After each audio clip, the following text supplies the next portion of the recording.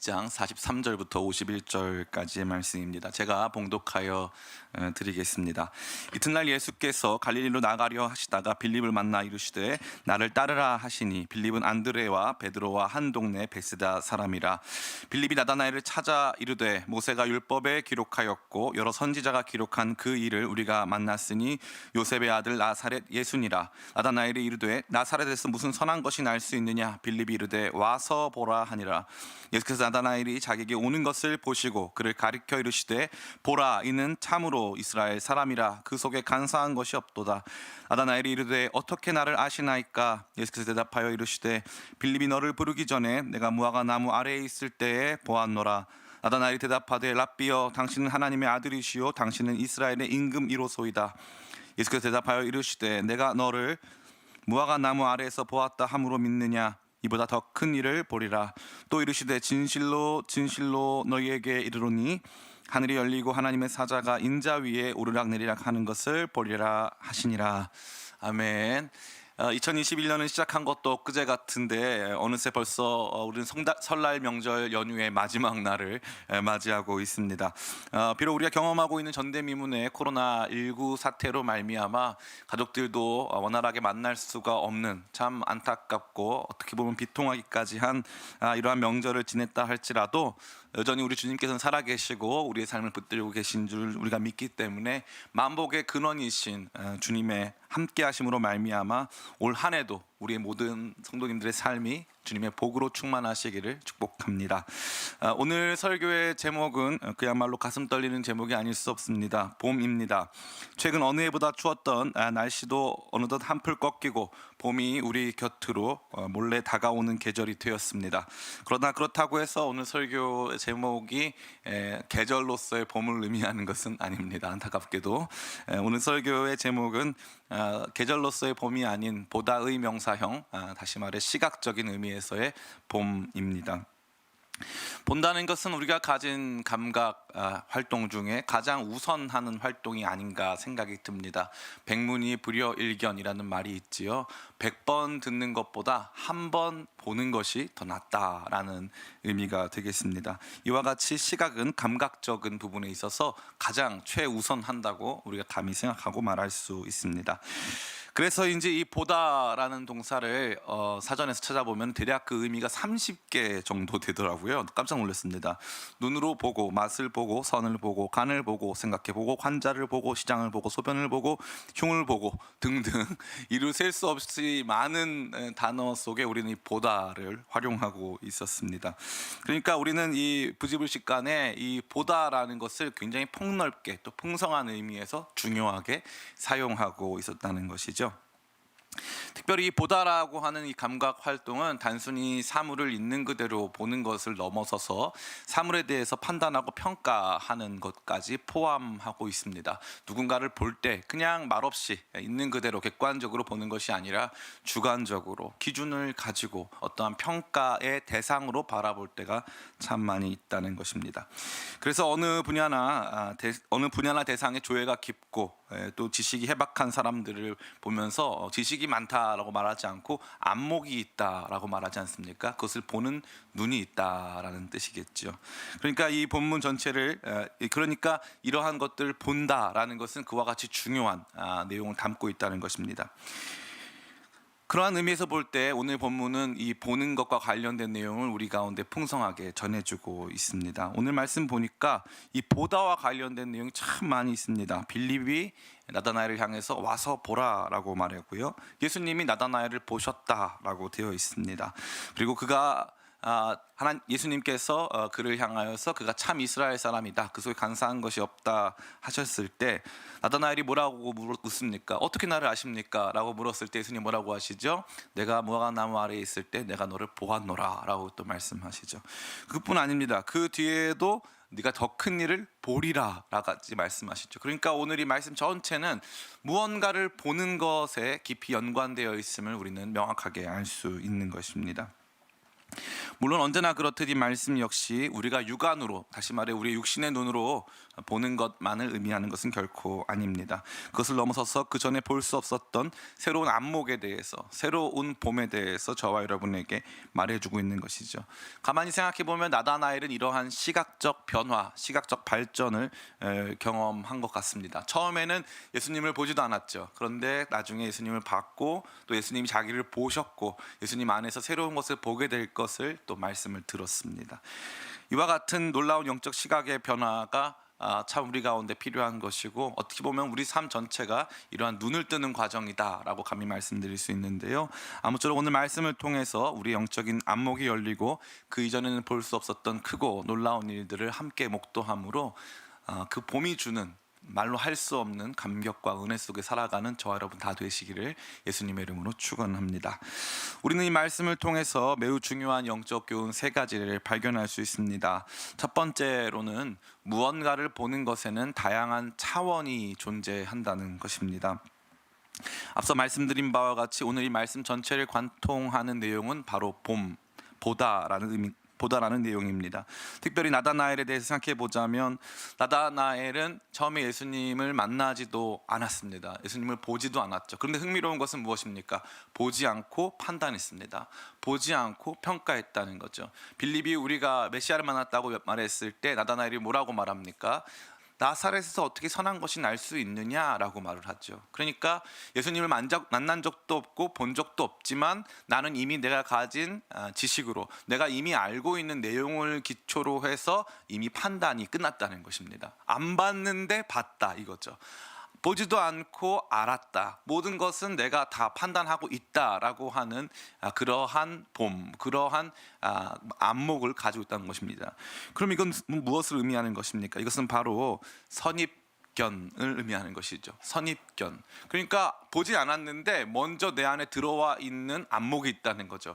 보지 않았는데 내 안에 이미 들어와 있는 시각이 있다는 것입니다. 충분히 무언가를 경험해 보지도 않고 무언가를 객관적으로 판단해 볼 수 있을 만한 그런 기회조차 갖지 않은 채 자기가 가지고 있었던 지식, 자기가 가지고 있었던 어떠한 경험을 토대로 대상, 또 더 나아가서 하나님을 예단하고 판단하는 그러한 종류의 봄이 나다나엘에게 있었음을 말해주고 있는 것입니다. 이것은 굉장히 피상적인 내용이죠. 그건 겉모습 혹은 내가 알고 있는 얕은 지식을 기반으로 해서 하나님을 안다, 혹은 다른 사람, 다른 대상을 안다, 이해한다 라고 말하는 것과 별반 큰 차이가 없다는 것입니다. 그러한 나다나엘을 향해서 빌립은 뭐라고 말합니까? 와서 봐라, 이렇게 말하죠. 와서 봐라. 너 안 봤지 않느냐? 너가 가지고 있는 얕은 지식이나 또 선입견을 근거로 해서 모든 판단을 끝내면 된다, 안 된다? 안 된다는 거죠. 와서 봐라. 저는 이 말씀이 참 너무 놀라운 것 같습니다. 이미 나다나엘은요, 예수님을 메시아로서 인정하지 않을 충분한 이유를 가지고 있었습니다. 어떻게 보면 정당하기까지 한 이유를 가지고 있었다는 거죠. 근데 빌립은 거기서 멈추지 않았습니다. 와서 봐라. 와서 봐라. 이 두 번째 빌립이 요청한 봄은 새로운 차원의 봄인 거죠. 그냥 우리가 지식적으로, 우리가 피상적으로 알고 있었던 내 경험이나 내가 배워왔던 나의 지적 환경, 나를 형성하고 있었던 그러한 나 자신을 형성하는 그런 내용들을 넘어서서 그분을 직접 보고 직접 경험하고 직접 만난 다음에 평가해봐라 라고 말하고 있는 거죠. 그러니까 피상적 지식의 세계에서 경험적 지식의 세계로 빌립이 초청하고 있는 것입니다. 와서 봐라 라는 거죠. 그러니까 매우 흥미로운 것은 새로운 인식의 차원, 새로운 주님과의 만남의 차원을 이끌어감에 있어서 빌립의 역할이 매우 컸다는 것을 의미하는 것입니다. 그리고 나서 어떤 일이 발생합니까? 나다나엘이 예수님을 만났는데, 예수님을 만났을 때 예수님이 나다나엘을 보셨고, 예수님의 평가 이후에 나다나엘이 뭐라고 고백하죠? 당신은 하나님의 아들이시고 이스라엘의 임금이십니다. 새로운 봄이 열린 거죠. 나사렛에서 무슨 선한 것이 날 수 있느냐에서 출발해서 당신은 하나님의 아들이고 이스라엘의 임금입니다까지 나아가게 된 것입니다. 어떻게 이것이 가능합니까? 이것이 가능한 이유는 이거밖에 없습니다. 우리가 알고 있었던 피상적인 지식, 우리가 알고 그것을 평가하고 판단하는 기초로 삼았던 우리 자신의 어떠한 것이 아닌 그분 앞에 실제로 나와서 그분의 어떠함을 바라볼 수 있는 새로운 종류, 새로운 차원의 봄의 자리로 나아갔다는 것이죠. 그러면 이 변화는 어떻게 이루어진 것일까요? 이 다양한 차원, 봄의 다양한 차원을 놀랍게 변화시키고 그것으로 인도하는 원동력은 무엇이었습니까? 바로 빌립의 초청이었습니다. 빌립의 초청, 빌립의 간증, 빌립의 선포, 이것이 필요했다는 사실이죠. 이것이 없었다면 그 다음 단계로 나아갈 수 없었다는 것입니다. 저는 이 말씀을 통해서 저 자신의 영적인 경험을 다시 한번 반추해 보았습니다. 저는 어릴 때부터 이 모태신앙으로 태어나서 이 신앙생활을 하는 것이 어려운 것이 아니라 신앙생활을 하지 않는 것이 어려운 삶 속에 있었어요. 신앙생활을 하면은 핍박을 받는 것이 아니라 신앙생활을 하지 않으면 핍박을 받는, 신앙생활을 하지 않으면 이제 맘스터치, 엄마의 이제 등 막 맞고, 막 주일날 교회 안 가면 혼나고, 헌금 가지고 딴 거 하면은 이제 뭐 난리가 나고, 뭐 이런 생활을 했다는 거죠. 그러나 그럼에도 불구하고 그렇게 신앙 안에서 자라났고, 또 교회가 집같이 느껴질 만큼, 실제로 우리 집이 교회였을 만큼, 그만큼 이 신앙 안에서 자랐지만 저의 예수님을 향한 인식, 제가 예수님을 가지고 있었던 시각은 어떻게 보면 매우 얕았고 충만하지 못했다는 것을 발견합니다. 근데 저 자신을 이러한 세계 속으로 인도한 것은 사실은 지금은 이 땅에 존재하지 않는 많은 작가들, 특별히 C.S. 루이스, 존 스토트 목사님, 오카눈 목사님, 이런 분들의 영향이 저한테는 매우 컸어요. 정말 매우 컸습니다. 내 신앙이 참된 것인가, 내가 예수님을 바라보고 평가하는 것, 이것이 전부인가에 대한 깊은 고민이 있을 때에 펼쳐든 그 한 권 한 권의 책들이 저로 하여금 새로운 세계로 나아가도록 엄청난 도움을 준 것입니다. 저는 이것에 대해서 오늘날 이 책을 읽지 않는, 오늘날 우리 믿음의 선배들이, 우리 믿음의 선진들이 어떠한 믿음 속으로 하나님을 어떻게 증거해 왔는가에 대해서 알지 못하는 세대를 향해서 저는 강력하게 선포하기를 원합니다. 우리에게는 빌립의 초청이 필요한 것입니다. 빌립의 초청이 있을 때야 비로소 우리가 가지고 있었던 피상적 인식을 발견하고, 내가 잘 모르고 있었구나, 내가 분명히 성경적 지식을 기반으로 해서 어떻게 나사렛에서 선한 것이 날 수 있겠느냐, 내가 배워왔던 것, 내가 그 안에서 사고하고 생각하고 살아왔던 삶의 선입견을 뛰어넘기 위해서는 빌립과도 같은 믿음의 선진들, 빌립과도 같은 믿음의 초청자들이 필요했다는 것을 재발견하는 것입니다. 목사인 저는 지금도 어떤 해당 본문을 설교하기 전에, 저는 감사하게도 하나님께서 저에게 주신 가장 큰 은혜는 이 설교를 표절하는 법을 몰라요. 그래서 때로는 뭐라고 할까요? 좀 지친다고 할까요? 맨날 만들어내니까. 그런데 감사하죠. 전 개인적으로 그거에 있어서는 뭐 제 설교의 어떤 부분에 있어서도 단 한 줄도 누구인가의 설교를 표절해 본 적은 없습니다. 그런데 흥미롭게도 어떤 본문이 있으면은 제가 그 본문을 보는 시각이 이렇게 얕잖아요. 저라고 하는 사람은 그저 저밖에 아니잖아요. 그러니까 이 부분을 더 풍성하게 보기 위해서 제가 평상시에 존경하고 또 굉장히 이렇게 어떻게 보면은 대화하고 싶었던 목사님들의 설교를 다 찾아 듣습니다. 그래서 그 목사님이 이것을 어떻게 해석했지, 저 목사님이 이것을 어떻게 해석했지, 그 고민을 늘 하는 것이죠. 그러면요, 재밌게도 때로는 걔가 듣고 나서 이 목사님 틀렸어 이럴 때도 있어요. 이 목사님 틀렸어, 저 목사님은 좀 이런 차원으로 봤구나, 이럴 때 있어요. 그런데 그 과정을 통해서 그분들의 초청을 경험하는 거예요. 우리 주님의 어떠하심을 이런 각도에서 보세요, 우리 주님의 어떠하심은 이렇게 넓어요 라고 저 자신을 초청할 때 때로는 굉장히 새로운 차원을 경험하는 것이죠. 제가 많은 설교자분들을 제가 존경하고 또 그분들의 설교를 많이 듣지만, 개인적으로 이 설교를 듣는 가운데서 참 저 자신에게 있어서 한 가지 중요한 경험을 한번 한 적이 있어요. 벌써 10년도 훨씬 지난 일입니다. 그날 이제 소파에 누워서 CTS 방송을 시청할 때였어요. 분당 우리 교회 이찬수 목사님이 이 마태복음 설교 강해를 막 하실 때였는데, 근데 이제 누워서 설교를 듣다가 이 청년 관리와 관련된 내용이었어요. 가진 모든 것을 다 버리고 나를 따르라. 주님 어떻게 영생을 얻습니까? 모든 것을 버리고 나를 따르라. 그 말씀을 이제 전하시는데, 그 설교를 들었을 때 제가 지금도 느껴지는 그 감동이 그대로인데, 그 설교를 들었을 때 제가 누워 있다가 자리에 앉았고 설교를 듣는 중에 무릎을 꿇었어요. TV를 보면서. 너무 큰 충격이었어요. 한 번도 그 말씀을 그렇게 이해한 적이 없어요. 그러니까 그 목사님 말씀이 이랬어요. 만약에 이 청년 관리가 아무것도 버리지 못한 채 예수님을 따라갔다면, 예수님이 너 왜 따라왔냐고, 안 버렸는데 왜 따라왔냐고 물어보시겠냐는 거죠. 한 번도 그런 생각을 해본 적이 없어요. 모든 것을 버려두고 나를 따라와라 했는데 모든 거 못 버렸는데 그냥 주님만 따라가는 거예요. 그런 삶에 대해서, 예수님의 그 초청의 풍성함에 대해서 단 한 번도 생각해 본 적이 없는 거예요. 근데 그날 그 목사님이 저에게는 빌립이 되어 주셨어요. 그래서 더 와서 보라는 거예요. 말씀 가까이 더 와서 들어와서 마태복음의 세계 속에서 예수님이 어떠한 분이신지에 대해서 더 깊고 자세하게 보라고 하시는데, 제가 누웠다가 자리에 앉았다가 그 자리에서 무릎을 꿇고서 엉엉 울면서 그 말씀 앞에서 기도한 적이 있어요. 저에게는 그게 빌립이었어요. 저의 시선을 완전히 열어주고 주님의 어떠하심을 풍성하게 보게 하셨던 엄청난 초청자였던 것이죠.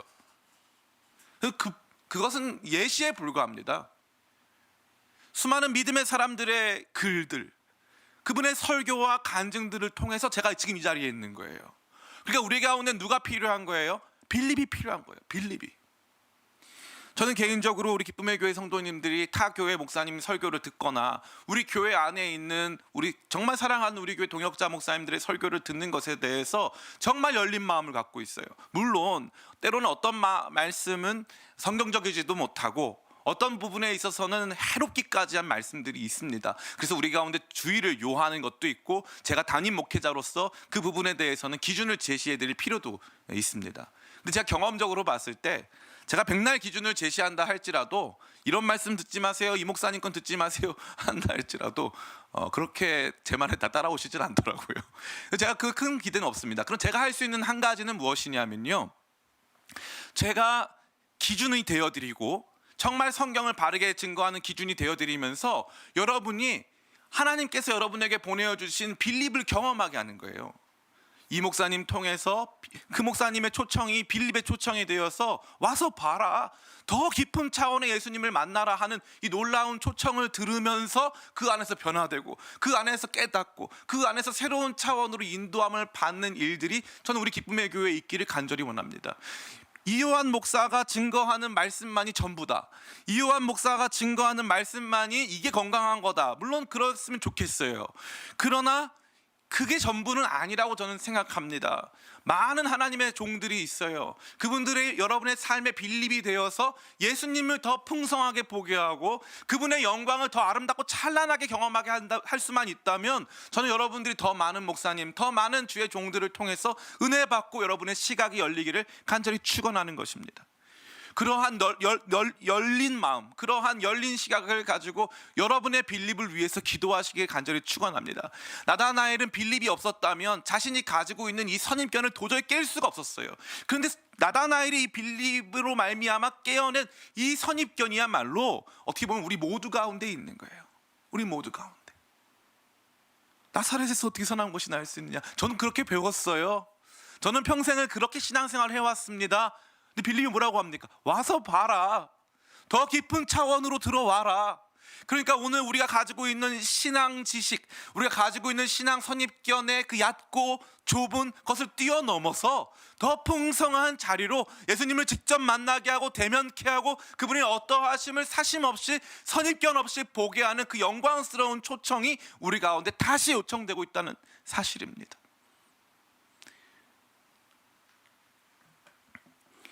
저는 우리 기쁨의 교회 성도님들이 정말 이러한 빌립을, 각자의 빌립을 경험하게 되시길 간절히 축복해요. 목회자로서 제가 경험할 수 있고 또 제가 저 자신이 생각할 수 있는 건 뭐냐면요, 제가 목자이지만 제가 여러분의 삶을 100% 통제하거나 컨트롤할 수는 없다는 거예요. 마치 자녀의 삶을 부모는 사랑하지만 책임을 지지만 100% 통제할 수 없듯이, 목사이지만 우리 성도님들의 삶을 제가 100% 통제할 수 없어요. 저의 늘 기도는 뭐냐 하면은 우리 성도님들이 정말 주님 안에서 영적인 생명을 얻고 풍성하게 얻기를 간절히 원합니다. 간절히 원해요. 근데 제가 할 수 있는 한계가, 제가 할 수 없는 일들이 있고 저의 한계가 분명히 존재합니다. 그럴 때마다 제가 간구하는 것은 무엇이냐? 우리 성도님들에게도 정말 은혜 받을 수 있는 통로를 주세요. 은혜 받을 수 있는 통로를 주세요. 그게 우리 교회 강단이 되면 참 좋겠어요. 그러나 그렇지 않다 할지라도 각자의 성향, 각자의 수준에 맞는 각자의 빌립이 찾아와서 와서 봐라 라고 하는 이 위대한 초청으로 말미암아 놀라운 변화가 있기를 간절히 원합니다. 제가 이 청소년부를 담당할 때가 있었는데 가만히 생각해 보면요, 그때의 저와 지금의 저는 같은 수준이나 같은 모습은 아닌 것 같아요. 그런데 청소년들은 그때 은혜를 많이 받았던 것 같고, 제가 봤을 때 저는 그때 조금 많이 미숙하지 않았나 생각이 들어요. 근데 흥미롭게도 저의 성숙도나 제가 갖는 이 스킬의 어떠한 완성도와 상관없이 저는 그 시대 그 상황에서 그들의 빌립이었더라고요. 그래서 그들에게 제가 해줄 수 있는 말이 있었더라고요. 저는 이것을 생각해 볼 때, 우리는 우리 각자에게, 또 우리 모두에게 사실 빌립이 필요하다. 그 빌립이 우리로 하여금 새로운 안목을 열어주고 우리로 하여금 예수님을 만날 수 있는 놀라운 초청을 해줄 수 있다. 이게 아니었다면 나다나엘은 아마도 예수님을 만나지 못했을 거예요. 어떻게 보면 막무가내죠.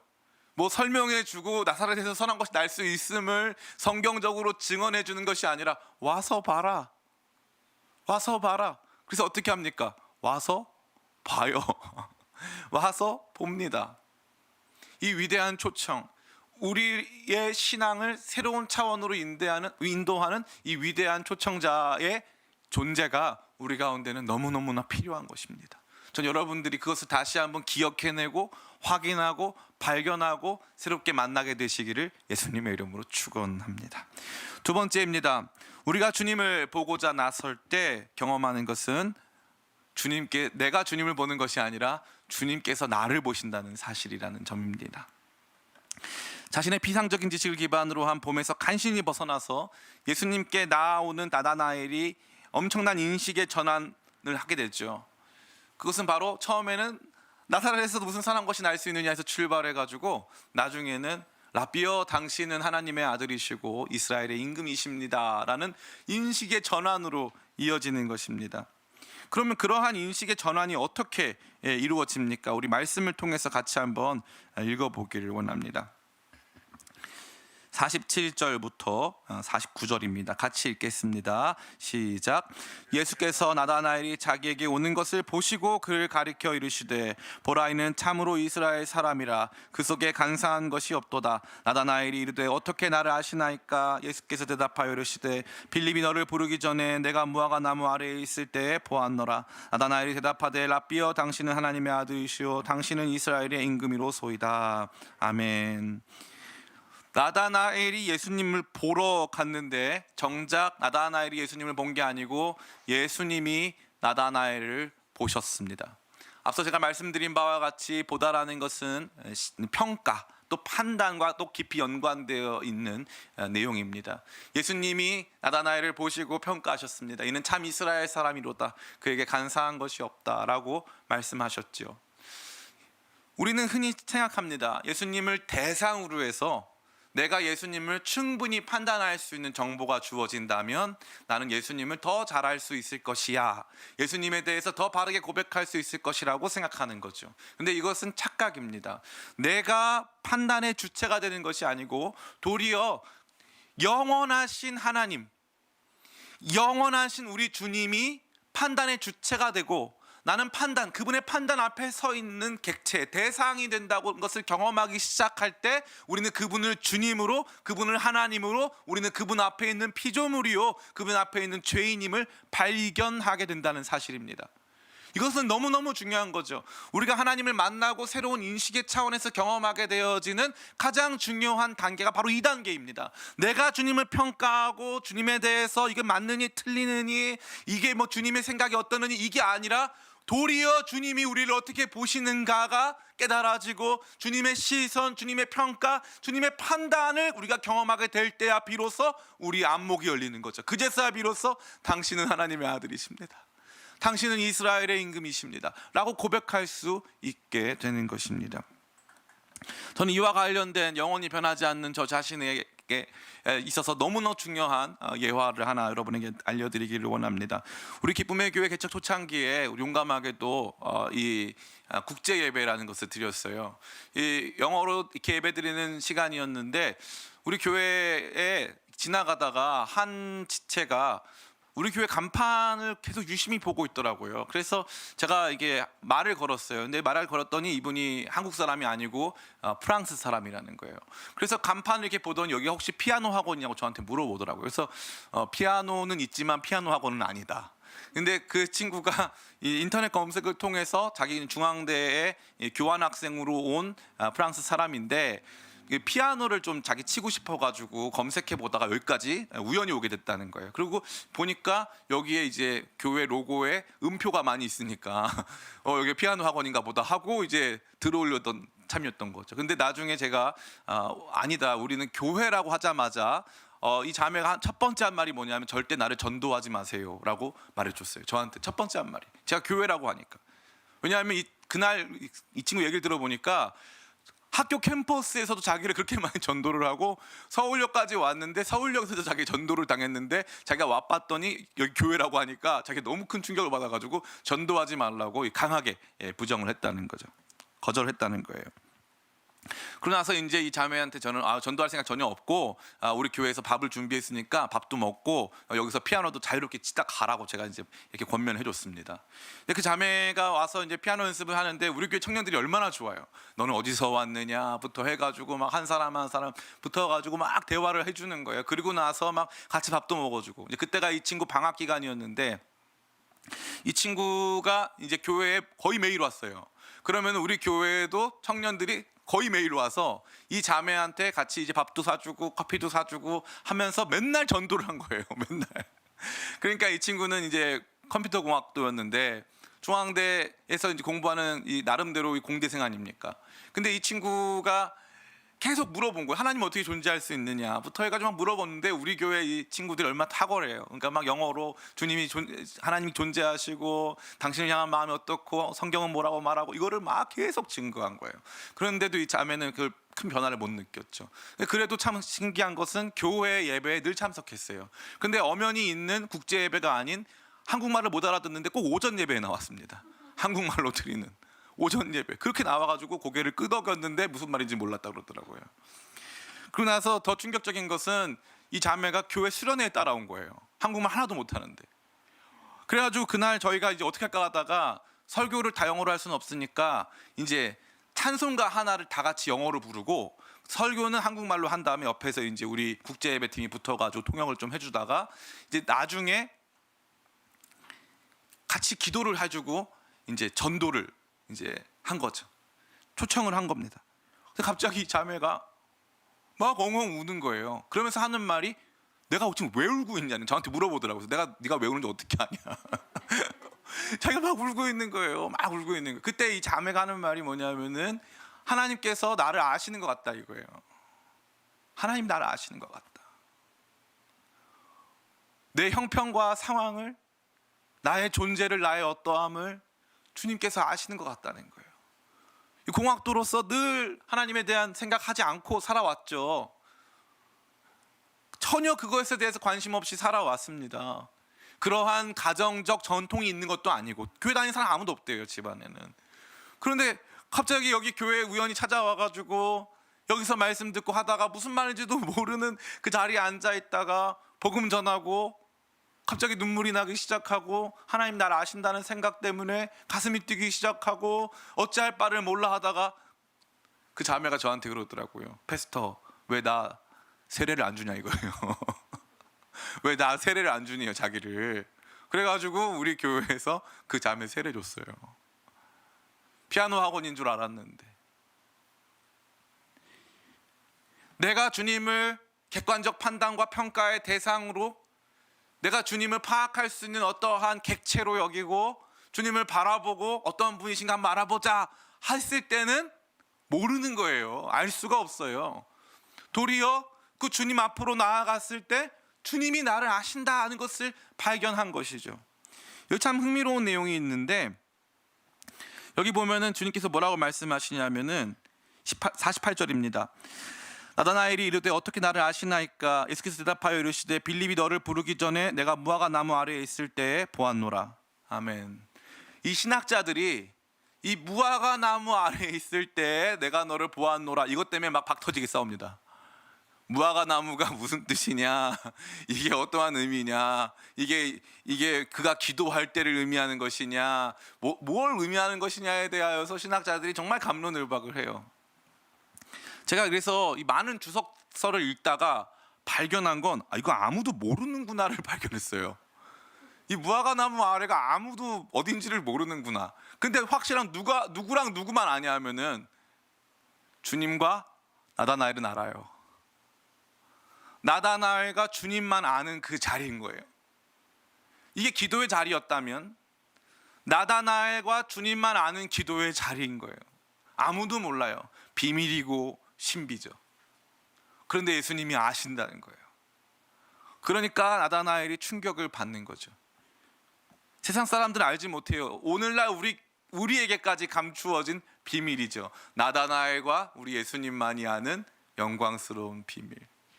그 안에서 그런 나를 아시는 주님, 그때의 나를 아시는 주님을 만났을 때, 내가 주님을 보는 게 아니라 나를 보신 주님, 나를 보시고 있는 주님을 만났을 때야 비로소 우리는 주님에 대한 새로운 차원으로 들어가게 되는 것입니다. 사랑하는 성도 여러분, 이것이 바로 신자가 경험하는 차원이 되겠죠. 우리 가운데 필요한 차원이 바로 이것입니다. 이 신앙의 낮아짐이라는 것은 우리 주님을 객체, 대상으로 만들어 놓고 주님을 보고 평가하는 거예요. 왜 하나님 왜 이렇게 일하시는 거죠? 하나님 제가 도대체 어떻게 해드려야 주님께서 저한테 충만한 복을 주시는 것입니까? 왜 저는 맨날 이렇게 힘들어야만 하는 것이죠? 뭘 해달라고 말씀하시는 거예요? 잘 모르겠어요 라고 우리 주님 앞에 나갈 때가 있는 거죠.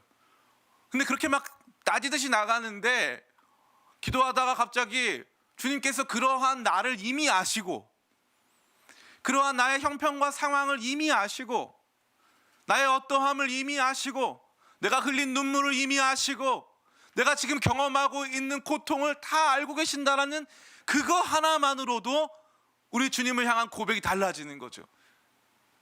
이게 너무너무 중요한 거예요. 그래서 주님을 만나는 이 체험이 아주 중요한 것이고, 주님을 만나는 체험이 우리로 하여금 주님이 나를 보게 하시는 것이고 뿐만 아니라 주님에 대한 새로운 안목, 새로운 인식, 새로운 차원의 암과 사귐을 경험하게 하는 것입니다. 저는 여러분들이 이러한 차원으로 들어가게 되시길 간절히 원합니다. 저는 여러분들이 이것을 다시 한번 회복하시기를 간절히 원해요. 제가 이것을 왜 회복이라고 말하냐 하면 대부분의 성도님들이 이것을 경험했기 때문이에요. 사실은 그 어떤 수련회에서, 그 어떤 예배에서, 그 어떤 찬송 가운데, 그 어떤 기도 속에서, 그 어떤 말씀 속에서 나의 형편과 상황을 다 아시고, 나의 어떠함, 나의 장애, 나의 한계, 나의 상처와 아픔을 다 아시는, 세상 그 누구도 모르는, 정말 주님밖에 알 수 없는 그 모든 것들을 아시는 주님을 경험했을 때야 비로소 우리 주님께서 진짜 주님이시구나 라는 것을 고백했던 그 순간들이 우리 모두에게 있었다는 것이죠. 그러니까 우리가 필요한 것은 그 시간으로의 회복, 혹은 그 경험에 다시 한번 재발견이 요청되고 있는 것입니다. 이와 같이 주님이 우리를 보시는 경험, 이것을 회복하게 되시기를 간절히 축원합니다. 마지막 세 번째로, 이 여러 가지 봄의 차원 중에 가장 높은 차원이 존재한다는 거예요. 더 높은 차원, 다시 말해서 우리가 단순히 주님을 만나보기 위해서 이 빌립의 초청에 의해서 주님을 육안으로 보고, 그런데 주님을 뵀더니 주님은 이미 나를 보셨고 하는 이러한 상호관계 안에서의 주님을 바라봄이라고 하는 측면이 있었다면, 이 주님께서 원하시는 더 높은 차원의 봄이 있다는 거죠. 그것은 무엇입니까? 우리 같이 한번 읽어보길 원합니다. 우리 50절, 51절 같이 읽겠습니다. 시작. 예수께서 대답하여 이르시되 내가 너를 무화과 나무 아래서 보았다 함으로 믿느냐? 이보다 더 큰 일을 보리라. 또 이르시되 진실로 진실로 너희에게 이르노니 하늘이 열리고 하나님의 사자들이 인자 위에 오르락내리락 하는 것을 보리라 하시니라. 아멘. 내가 나를 무화과 나무 아래서 봤다는 것만으로 나를 믿느냐라고 말씀하셨죠. 그러니까 흥미로운 것은 주님과의 깊은 교제 속에서 주님이 나를 아시고 내 형편과 상황과 어떠함을 다 알고 이해하신다라고 하는 영적인 감격과 새로운 차원의 열림을 경험하는 것, 그것이 전부냐? 아니다. 더 큰 일을 보리라라고 말씀하시는 거죠. 더 큰 일을 보리라. 그러니까 더 큰 일이 있다는 것이고, 이것은 그 일에 비해서 주님이 나를 아신다는 것을 느끼는 일은 그것에 비해서는 큰 일이 아니다라는 것입니다. 또 하나 새로운 차원이 존재한다는 거죠. 그것은 어떤 차원입니까? 51절에 또 이르시되 진실로 진실로 너희에게 이르노니 하늘이 열리고 하나님의 사자들이 인자 위에 오르락내리락 하는 것을 보리라 하시니라. 아멘. 이 말씀이 정말로 중요한 말씀이죠.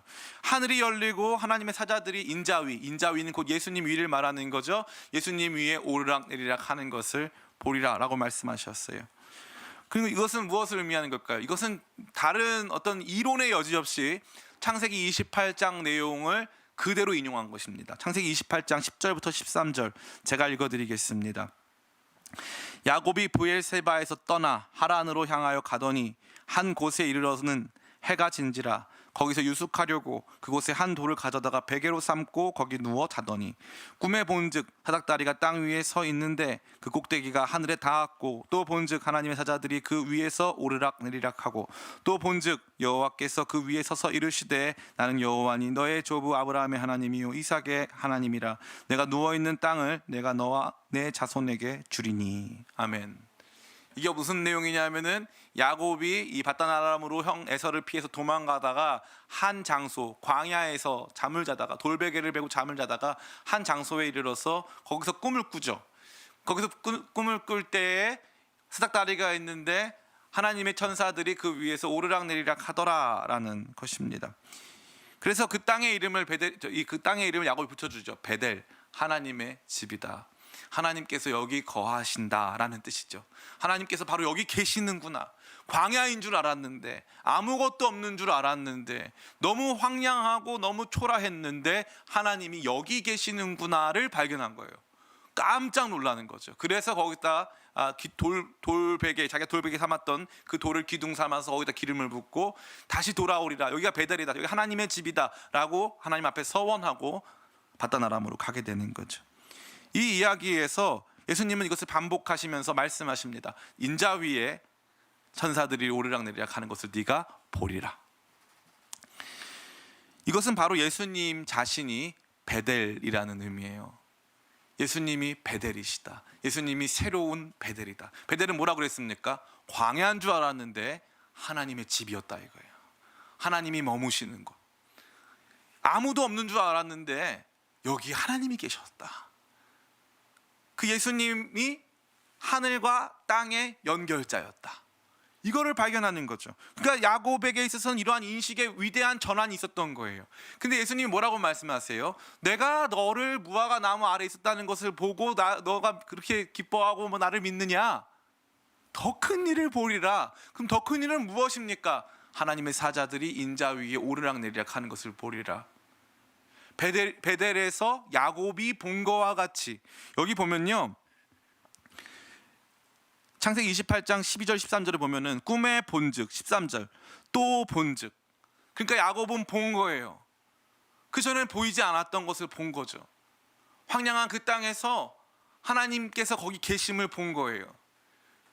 흠모할 것 없는 예수님의 모습에서 나사렛에서 무슨 선한 것이 날 수 있겠느냐라고 생각했던 그의 선입관을 넘어서서 그냥 그저 한 인간으로밖에 보이지 않는 예수님 위에서 천사들이 오르락내리락 거리고, 예수님 가운데 하나님이 보이고, 예수님이 하나님의 집으로 이 땅 가운데 계시는구나 라는 것을 보게 하는 위대한 역사가 있다는 거죠. 예수님은 하나님의 아들이심을 보게 하는 것입니다. 이 고백까지 나아가는 거예요. 그 고백까지 주님의 위대하심을 보는 거예요.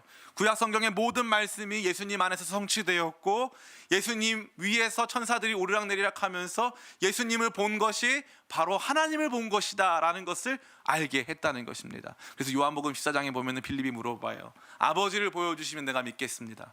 예수님 뭐라고 말씀하십니까? 빌립아, 네가 나와 함께 이렇게 오랫동안 있었거늘 어찌하여 아버지를 보여달라 하느냐? 나를 본 것은 곧 아버지를 본 것이니라. 예수님을 통해서 하나님 아버지를 보게 되는 거예요. 이 위대한 역사, 이 위대한 전환, 이게 우리 가운데 강하게 요청된다는 사실인 것이죠.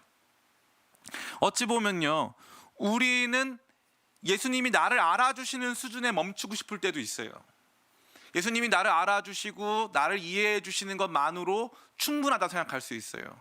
그런데 예수님이 원하시는 더 높은 단계, 더 깊은 이 자리는 어디냐 하면은, 실제적으로 구약 성경 말씀을 예수님이 다 성취하셨고, 예수님이 그 모든 약속의 성취이신 바로 그분이시라는 사실을 발견하는 그 자리까지 나아가는 거죠. 이것은 밥 먹고 사는 것과는 관련이 없어요. 이것은 세상의 일상 다반사와는 관련이 없습니다. 이것은 오직 예수님의 영광을 체험하고 보는 일을 향하고 있는 거예요.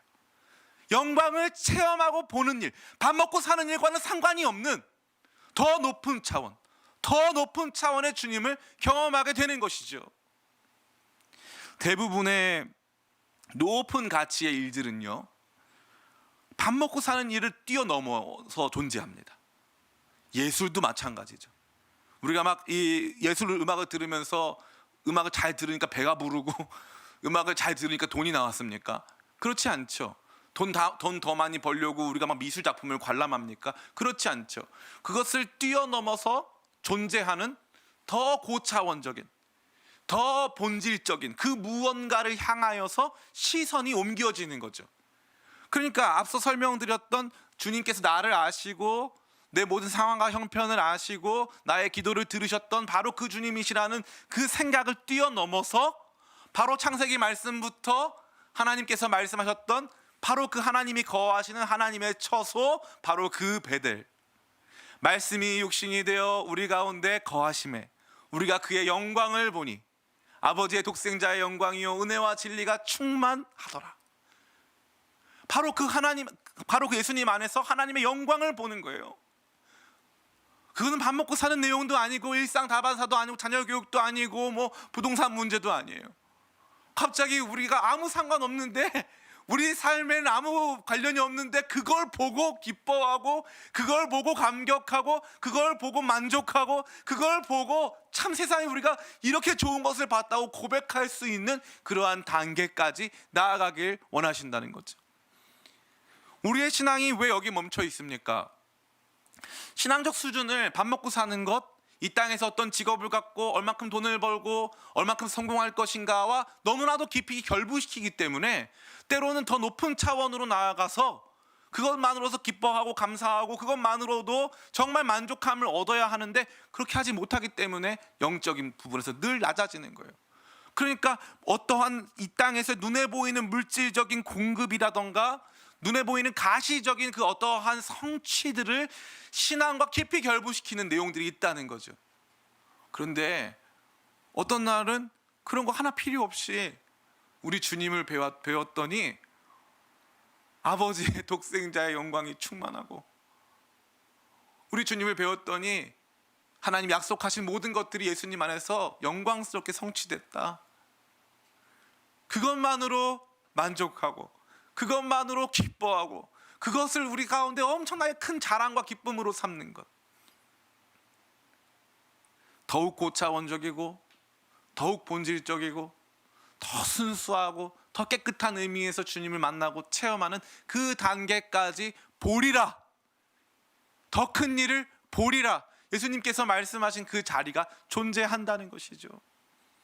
저는 우리 기쁨의 교회가 그 자리까지 나가게 되시기를 간절히 축원합니다. 우리의 신앙이 여기 이 자리에 멈춰서는 안 되겠습니다. 여기에 멈춰 있다 보면요, 어떤 일이 발생하냐면은 마치 이 산 중턱에서 아유 재미없어 하고 집에 내려갈래 하는 수준이 되는 거예요. 산 꼭대기까지 올라가야 성취감도 생기고, 산 꼭대기까지 올라가야 거기서 보는 또 새로운 시각으로 말미암아 기뻐하고 감격할 수 있는데, 산 중턱까지만 오다 보니까, 그런데 예수님 뭐라고 말씀하시는 거예요? 꼭대기까지 가자, 올라가자 말씀하시는 거죠.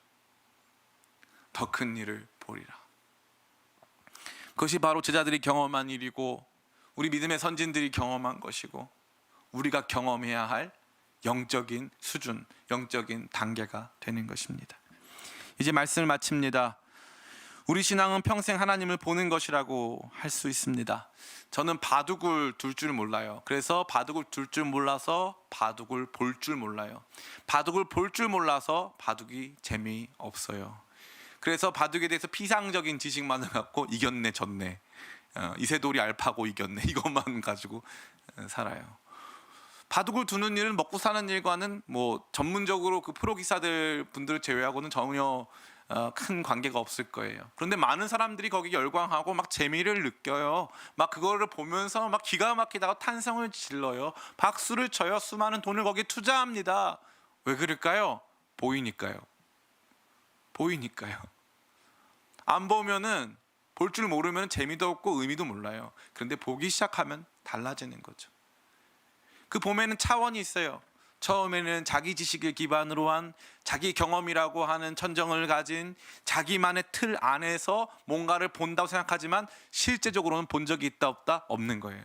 나다나엘은 예수님을 본 적 없어요. 그런데 본 적 없는데 판단했어요. 본 적 없는데 딱 다 모든 것은 정해져 있다고 자기가 믿어왔던 패턴, 자기가 알아왔던 틀 안에 갇혀서 평가했다는 거죠. 그런데 거기에 위대한 믿음의 사람의 초청이 있었어요. 와서 보라, 와서 보라, 와서 보라. 더 깊은 차원으로 들어와 봐라. 들어와 봐. 이 안으로 들어와 봐. 새로운 경험으로, 새로운 인식으로 들어와 봐라고 하는 더 위대한 초청이 존재했다는 것입니다. 사랑하는 성도 여러분, 우리는 그러기 위해서 이 위대한 초청을 받아야 합니다. 역사 속에 존재했던 위대한 초청자들, 지금 이 시대 속에 존재하는, 비단 제가 여러분의 빌립이 되어드리면 참 좋겠지만, 비단 저뿐만 아니라 지금도 하나님 앞에 쓰임받고 있는 건전하고 건강한, 또 깨어있는, 또 열정적인 많은 초청자들이 존재한다는 사실이죠. 그분들의 초청을 듣고 우리가 가지고 있는 영적 한계선을 뛰어넘어서 그분들이 우리 가운데 이 말하는 그 세계 속으로 들어가 봄으로 말미암아 우리의 봄의 차원을 뛰어넘는 저와 여러분 다 되기를 간절히 원합니다.